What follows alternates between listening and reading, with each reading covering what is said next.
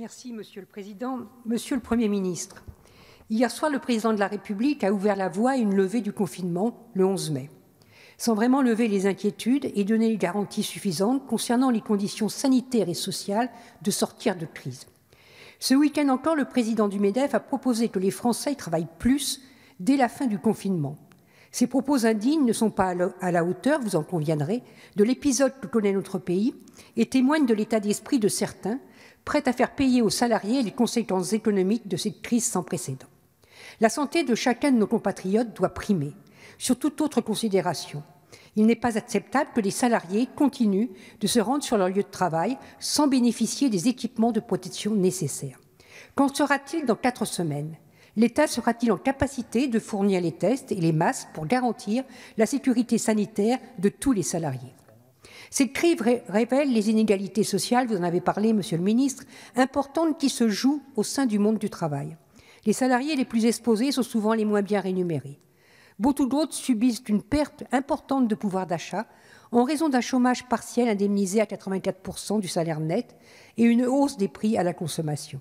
S'il annonce hier soir d'être ciblé en faveur des familles et des étudiants modestes par le président de la République va dans le bon sens, cela est loin d'être suffisant. Le déconfinement doit s'accompagner pour les plus fragiles d'actes forts en matière de sécurité sanitaire, de pouvoir d'achat et de solidarité. Il convient sans plus attendre d'augmenter les prestations sociales, de mieux indemniser le chômage partiel et de revaloriser le SMIC de façon importante. Monsieur le Premier ministre, quand allez-vous inscrire à l'ordre du jour ces propositions ? Je vous remercie. Merci, chers collègues. La parole est à Monsieur Olivier Véran, ministre des Solidarités et de la Santé. Madame la députée Marie-Georges Buffet, d'abord, merci d'avoir souligné vous-même l'annonce par le chef de l'État hier qu'il y aurait une prime accordée aux personnes qui vivent en situation de précarité, aux familles, aux étudiants qui rencontrent des situations sociales extrêmement difficiles, une prime dont les contours seront annoncés prochainement et qui vient enrichir l'ensemble des dispositifs déjà pris par ce gouvernement, sans attendre, de manière à protéger les plus fragiles. Je pourrais vous en faire la liste, elle serait très longue.